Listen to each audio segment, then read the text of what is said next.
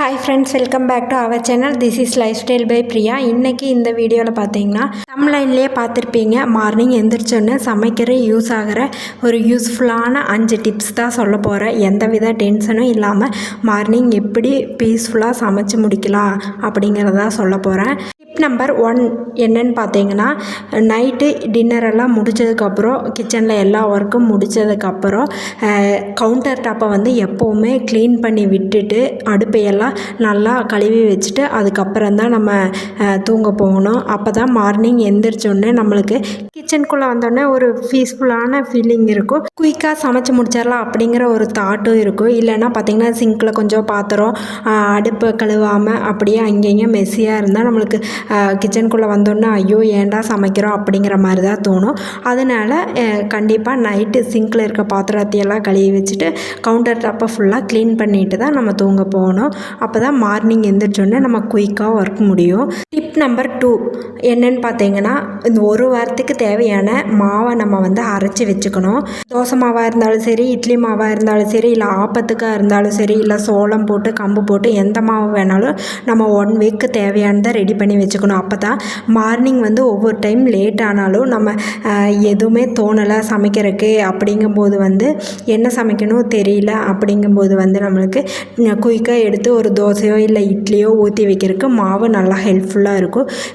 ஒரு வீக்கு தேவையானதை நம்ம அரைச்சி வச்சிட்டோன்னா எப்போவுமே நம்மளுக்கு பிரச்சனை இருக்காது. வீட்டில் எதுவுமே பிரேக்ஃபாஸ்ட்டு செய்கிறதுக்கு இல்லைனாலும் டக்குன்னு மாவு இருக்குது, நம்ம ஏதோ ஒன்று பண்ணிக்கலாம் அப்படின்னு டென்ஷன் இல்லாமல் சீக்கிரம் பிரேக்ஃபாஸ்ட் செஞ்சு முடிச்சிடுவோம். டிப் நம்பர் 3 என்னன்னு பார்த்தீங்கன்னா, இந்த சுண்டக்கல்லை அதுக்கப்புறம் பட்டாணி இந்த மாதிரி ஐட்டம் எல்லாம் கொஞ்சம் நம்ம 1 வீக்கு இல்லைன்னா 10 நாளைக்கு தேவையானதெல்லாம் நல்லா கழுவி வாஷ் பண்ணி ஊற வச்சு எடுத்து ஃப்ரிட்ஜில் ஸ்டோர் பண்ணி வச்சுக்கலாம். இந்த மாதிரி பண்ணும்போது நம்ம குயிக்காக ஏதாவது ஒரு கிரேவி செய்யறதுக்கெல்லாம் நம்மளுக்கு ஈஸியாக இருக்கும். நைட்டு நம்ம ஊற வைக்கிறதுக்கு மறந்துடுவோம். அப்படிங்கும்போது இந்த மாதிரி டிப் வந்து ரொம்ப ஹெல்ப்ஃபுல்லாக இருக்கும் மார்னிங்கு. டிப் நம்பர் 4 4வதாக என்னன்னு பார்த்தீங்கன்னா, ரசத்துக்கு ஒவ்வொருத்தங்க வந்து அம்மிக்கல்ல அரைச்சி வைப்பாங்க. சீரகம், மிளகு, பூண்டு இதெல்லாம் போட்டு ஒவ்வொருத்தங்க வந்து ரசப்பொடி யூஸ் பண்ணிக்குவாங்க. ஆனால் நான் இப்போ வரைக்கும் அரைச்சி தான் வச்சுட்ருக்கேன். ஏதாவது அவசரம் அப்படிங்கிறப்ப மட்டும்தான் வந்து பொடி யூஸ் பண்ணுவேன். அது வந்து காலையில் எந்திரிச்சு இப்படி உரித்து தொளிச்சிட்ருக்கறதுக்கு அரைச்சி வைக்கிறதுக்கு ரொம்பவே லேட் ஆகும், நம்மளுக்கு டென்ஷன் ஆகும். அதுக்கு பதிலாக நம்ம வந்து ப்ரிப்பேராக ஃபஸ்ட்டு ஒரு ஜாரில் தேவையான அளவு சீரகம், வெள்ளை பூண்டு, அதுக்கப்புறம் குருமிளகு, 2 வரமிளகாய், ஒரு கைப்பிடி அளவு கருவேப்பிலை இதையெல்லாம் நல்லா மிக்ஸி ஜாரில் போட்டு அரைச்சி எடுத்துக்கலாம். கொரன்னு அரைச்சி எடுத்துக்கலாம். அப்போ தான் வந்து ரசத்துக்கு அம்மிக்கல்ல அரைச்ச மாதிரி இருக்கும். இதை எடுத்து ஒரு 1 வீக்கு ஸ்டோர் பண்ணி வச்சுட்டா ரசத்துக்கு மார்னிங் எந்திரிச்சு நம்ம எங்கே போய் அரைக்கிறது அப்படின்னு அம்மிக்கல்லாம் தேடிட்டு இருக்க வேண்டியதில்லை. அப்போது தனியாக இந்த மாதிரி உட்காந்து ரெடி பண்ணிகிட்டு இருக்கணும். அதுக்கு முன்னாடியே ரெடி பண்ணி வச்சுட்டா நம்ம எடுத்து ரசத்தில் வந்து மிக்ஸ் பண்ணால் மட்டும் போதும்.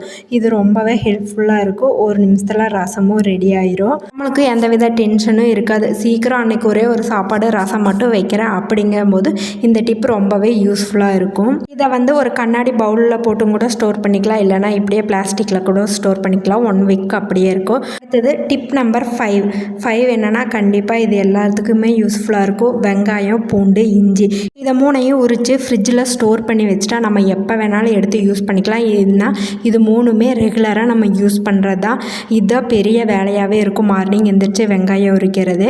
இந்த மாதிரி பண்ணும்போது மார்னிங் எந்திரிச்சு நம்ம ஒரு 1/2 hour 1 மணி நேரத்துலேயே வந்து நம்ம குக்கிங் ஒர்க்கை சீக்கிரம் பண்ணி முடிச்சிடலாம். அப்புறம் வந்து கருவேப்பிலையும் கொத்தமல்லியும் தான். இதை 2ஐயும் வாங்கிட்டு வந்தோடனே ஃபஸ்ட்டே நல்லா கழுவி காய வச்சு நல்லா ட்ரை ஆனதுக்கப்புறம் கருவேப்பிலையை ஒரு பாக்ஸில் போட்டு ஸ்டோர் பண்ணி வச்சுக்கலாம்.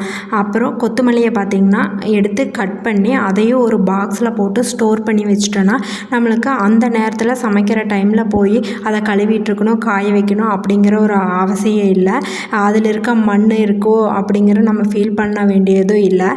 இந்த மாதிரி பண்ணும்போது நம்ம அப்படியே டைரெக்டாக எடுத்து நம்ம சமைக்கிறதுல சேர்த்திக்கலாம். நம்மளுக்கு எந்த வித மண் இருக்கோ அப்படிங்கிற ஒரு டென்ஷனும் இருக்காது. நல்லா வாஷ் பண்ணி கழுவி தானே வச்சுக்கணும்னு ஒரு நம்பிக்கையோடு சமைக்கலாம். இது எல்லாமே பார்த்திங்கன்னா ஒரு 1 வீக்கு தேவையானதை எடுத்து ஃப்ரிட்ஜில் ஸ்டோர் பண்ணி வச்சுக்கலாம். ரொம்ப நாளும் வைக்கக்கூடாது, 1 வீக் மட்டும் இந்த மாதிரி பண்ணிக்கலாம். இந்த வீடியோ வந்து உங்களுக்கு யூஸ்ஃபுல்லாக இருக்கும்னு நான் நம்புகிறேன். உங்களுக்கு பிடிச்சிருந்தா மறக்காமல் லைக் பண்ணுங்கள், கமெண்ட் பண்ணுங்கள், நம்ம சேனலை சப்ஸ்கிரைப் பண்ணிக்கிங்க. தேங்க்யூ ஃபார் வாட்சிங்.